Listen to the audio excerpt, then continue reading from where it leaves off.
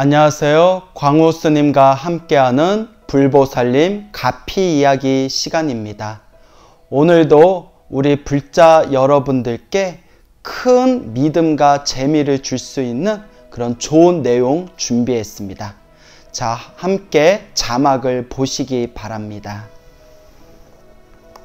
당나라 시대 낙양에서 살고 있는 왕명간이라는 사람이 있었다. 평소에 계율을 지키지도 않았고 평소에 선업을 닦지도 않았다. 그러던 어느 날 갑자기 목숨이 끊겨서 지옥에 떨어졌다. 때마침 지옥에 들어가는 문 앞에 어느 한 노스님이 서 계셨다. 노스님은 왕명간을 보고는 이렇게 말씀하셨다. 자네에게 4구절로 된 짧은 개송을 가르쳐 줄 테니 이것을 꼭 외워라. 이 개송을 외우면 지옥에서 벗어나리라. 그리고 노스님은 왕명간에게 4구절로 된 짧은 개송을 가르쳐 주었다. 왕명간은 노스님이 가르쳐준 개송을 외우면서 지옥 문 안으로 들어갔다. 눈앞에 염라대왕이 앉아 있었다. 염라대왕이 왕명간에게 물었다. 그대는 살아생전에 무슨 공덕을 지었는가? 그대가 만약에 닦은 공덕이 없거나 공덕을 지었더라도 악업이 더 크다면 저 지옥 속으로 빠질 것이다. 왕명간은 떨리는 목소리로 대답하였다. 저는 오직 짧은 개송 하나만을 외웠을 뿐입니다. 염라대왕이 웃으며 말하였다. 그래? 무엇을 외웠느냐? 한번 내 앞에서 개송을 외워보라. 그때 왕명간은 떨리는 가슴을 부여잡고 합장하며 큰 소리로 개송을 읊었다. 약인용료지 삼세일체불 은광법계성 일체유심조. 만약 어떤 사람이 과거, 현재, 미래 모든 부처님을 알고자 한다면 마땅히 법계의 성품을 볼지니 모든 것은 마음이 만든 것이다. 순간 이 개송소리가 지옥에 퍼지자 개송을 들은 지옥의 중생들 모두가 괴로움이 사라지고 자유를 얻었다. 염라대왕은 깜짝 놀라 말했다. 솔직히 말하거라. 그 개송은 누가 가르쳐 주었는가? 왕명간은 대답했다. 사실은 지옥 문 앞에 서 계시던 노스님께 배웠습니다. 염라대왕이 탄식하며 말했다.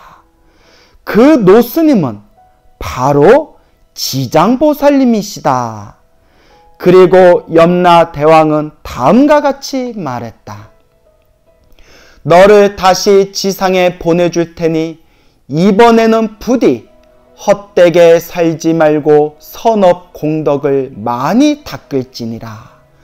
그 순간 왕명간이 눈을 탁 뜨니 자신이 죽은 지 3일이 지난 뒤였다. 다시 살아난 왕명간은 며칠 후 공관사에 계시는 승정 스님을 찾아가 자신이 겪은 일을 소상히 밝혔다. 승정 스님은 왕명간이 지장보살에게 배운 그 개송이 화엄경 야마천궁 개참품에 나오는 개송이라고 가르쳐 주었다. 왕명간은 그 후로 개과천선하여 열심히 수행하면서 선업 공덕을 닦았다. 이 이야기가 사람들에게 널리 퍼지니 그 후로 세상에서는 이 개송을 파지옥계 지옥을 깨트리는 개송이라고 불렀다. 어떻게 재밌게 들으셨습니까? 당나라 시대에 살고 있었던 왕명간이라는 사람이 겪은 이야기가 되겠습니다. 우리 불교의 가장 대표적인 보살님 중에 한 분이 바로 지장보살님이십니다. 우리 지장보살님을 대원본존이라고 부릅니다. 대원본존 지장보살. 대원, 큰 원력을 가지신, 크나큰 원력, 크나큰 서원을 갖추신 본존, 근본되는 높으신 분이라는 뜻입니다. 대원본존, 큰 원력을 갖춘 근본이 되는 높으신 분, 바로 그분이 지장보살님이십니다. 근데 왜 지장보살님을 대원본존이라고 불렀을까요? 지장보살님의 원력이 지옥에 있는 모든 중생이 제도되는 그날까지 성불하지 않겠다라고 큰 원력을 세우신 분입니다. 지옥이 텅 빌 때까지, 지옥에 있는 중생이 모두 구제되는 그날까지 결코 성불하지 않겠다라는 위대한 서원을 세우신 보살님이 바로 대원본존 지장보살님이 되십니다. 그래서 지장보살님은 지금 이 순간에도 지옥에서 고통과 괴로움에 빠진 중생들을 구제하고 계시는 위대하신 보살님이라고 불리우고 있습니다. 그래서 우리가 불교설화를 보다 보면 이 지옥에 떨어진 중생들을 지장보살님께서 그 지옥에서 구제해 주시는 내용들을 굉장히 많이 접하게 됩니다. 그리고 오늘 들려드린 내용도 바로 지장보살님께서 지옥에 빠진 중생을 구제하신 아주 유명한 대표적인 설화 중에 하나가 되겠습니다. 우리 불교는 철저하게 인과 업연의 가르침입니다. 인과 업연, 원인과 결과로 인해서 모든 것이 업보의 인연으로 펼쳐졌다. 내가 지은 원인에 의해서 내가 그 결과를 받은 것이다. 그리고 불교는 바로 윤회론입니다. 윤회의 세상이 불교의 세계관입니다. 내가 죽으면 살아생전 내가 지었던 업보대로 다음 세상에 태어나게 된다고 합니다.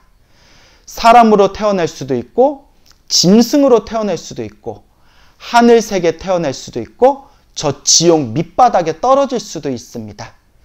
그런데 불교에서는 다음 세상에 다시 사람으로 태어날 수 있는 확률이 굉장히 희박하다고 합니다.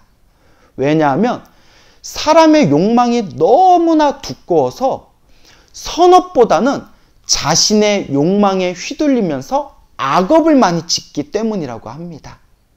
그래서 불교에서는 끊임없이 선업을 지어라, 복을 지어라, 공덕을 쌓으라고 끊임없이 가르치고 있습니다.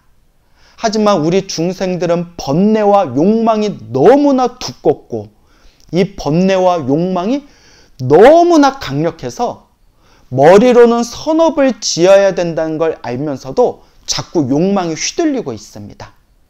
더구나 업장이 두껍고 어리석은 중생들은 아예 선업을 지어야 된다, 공덕을 지어야 된다, 착하게 살아야 된다라는 생각 자체를 망각하고 있는 중생들도 있습니다.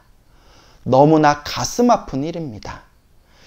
이 세상에 살고 있는 중생들이 하나하나 착한 일을 베풀고 선업을 쌓고 공덕을 닦으면서 살아간다면 이 세상이 그대로 극락세계가 될 것입니다. 하지만 우리의 오랜 수천 년의 역사를 지켜보더라도 인간이란 존재가 그렇게 쉽게 자신의 마음을 다스릴 수 있는 존재가 아닙니다. 자꾸 번뇌와 욕망에 휘둘리고 있죠. 그러다 보니까 자기가 지은 악업과 업보와 업장에 의해서 다음 세상에 좋지 못한 악한 세상, 나쁜 세상에 떨어지게 됩니다. 그래서 불교에서는 다음 세상에 태어나는 가장 나쁜 세상 세 가지를 삼악도라고 부릅니다. 삼악도, 세 가지의 악한 세상이다. 그것이 바로 지옥, 악귀, 축생, 이 삼악도가 되겠습니다. 삼악도 중에서도 가장 괴로운 세계가 바로 지옥계입니다. 지옥도 여러 종류가 있어서 똑같은 지옥이지만 비교적 고통이 조금 덜한 소지옥이 있고, 고통이 굉장히 심한 대지옥이 있고, 가장 무섭고 끔찍한 지옥이 바로 그 유명한 무간지옥이 되겠습니다. 무간지옥. 무간지옥을 다른 말로 아비지옥이라고도 합니다. 무간지옥과 아비지옥은 같은 뜻입니다. 가장 괴로운 지옥이 바로 무간지옥이고 아비지옥입니다. 그래서 이렇게 지옥도 여러 종류로 펼쳐져 있다고 합니다. 흔히 사람들은 이런 생각을 합니다.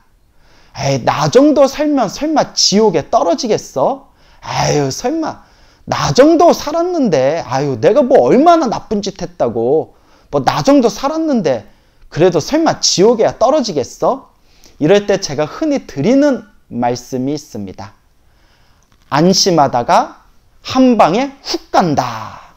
설마 나 지옥에 떨어지겠어? 하다가 자칫 정말 지옥에 떨어질 수가 있습니다. 내가 살아생전에 선업보다 악업을 더 많이 짓게 되면 자기가 죽고 난 뒤에 내가 지었던 업보의 힘에 의해서 저절로 지옥에 떨어지게 되는 겁니다. 그래서 불교에서는 자그마한 선업이라고 하더라도 소홀히 여기지 말아라. 자그마한 악업이라고 하더라도 가볍게 우습게 여기지 말아라 라고 가르치고 있습니다. 하늘에서 내리는 가랑비가 비록 자그마한 영양분이 미칠 수 없다 하더라도 그 자그마한 가랑비를 자꾸 맞게 되면 결국 옷이 흠뻑 젖게 되듯이 자그마한 악행이라도 쉽게 저지르다 보면 자기도 모르게 엄청나게 큰 악업이 쌓이게 되는 것입니다. 그러니 우리 불자 여러분들께서는 절대 방심하지 마시고 꾸준히 선업을 지을 수 있도록, 공덕을 쌓을 수 있도록 끊임없이 노력하셔야 되고, 끊임없이 알게 모르게 내가 지었던 이 업보와 업장과 악업을 소멸할 수 있도록 끊임없이 노력해야 됩니다. 늘 꾸준히 끊임없이 닦아 나갈 뿐입니다. 그리고 어쩔 수 없이 좋지 못한 업을 지어가지고 혹 어리석은 중생이 지옥에 떨어지게 되었을 때 그 한 명의 중생이라도 놓치지 않고 모든 중생을 다 제도하겠다는 위대한 원력을 일으킨 분들이 바로 부처님과 보살님들이십니다. 이런 불보살님의 자비가 항상 우리 중생들을 바른 길로 이끌어 주려고 끊임없이 우리들에게 가피를 주고 계십니다.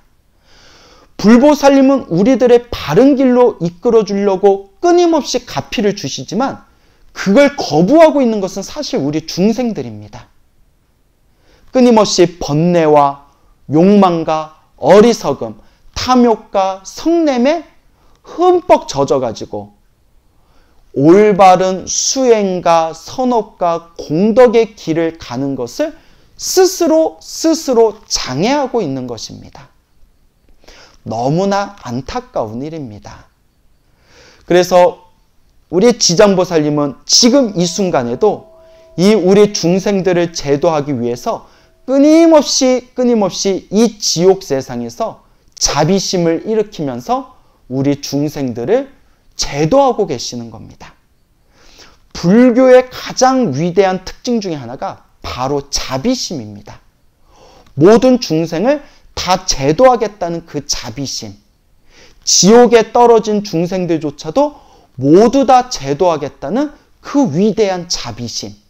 이 자비가 바로 우리 불교의 가장 위대하고도 가장 중요한 특징입니다. 어느 타 종교를 보면 이상한 교리를 가지고 있습니다. 그들은 뭐라고 이야기하냐면 아무리 착하게 살아도 자기들 신을 믿지 않으면 죽어서 지옥에 떨어진다고 합니다. 그리고 좀 나쁘게 살아도, 좀 못된 짓을 하고 나쁘게 살아도 자기들 신을 잘 믿고 회개하면 죽어서 천국에 태어날 수 있다고 합니다. 글쎄요. 과연 그것이 그들 종교에서 말하는 진정한 사랑일까요? 지옥에 떨어져서 지옥에 떨어진 그 존재를 더 이상 구제하지 않고 우리 신만 믿은 존재들만 저 하늘세계에 태어날 수 있다라고 가르치는 종교가 과연 사랑의 종교일까요? 불교는 지옥에 떨어진 중생조차도 다 제도하겠다. 지옥이 텅 빌 때까지, 지옥이 텅 비는 그 순간까지 결코 이 중생들을 향한 자비심을 절대 놓치지 않겠다. 지옥에 떨어진 저 중생들까지 다 제도하겠다. 바로 이게 불교의 가장 강력한 특징입니다. 그래서 우리 중생들은, 우리 불자들은 절대 사막도에 떨어지지 않도록 자꾸 노력하셔야 됩니다. 지옥 악이 축생에 떨어지지 않도록 자꾸 선업을 짓고 공덕을 쌓도록 자꾸 노력하셔야 됩니다. 그리고 혹시라도 재수가 없어서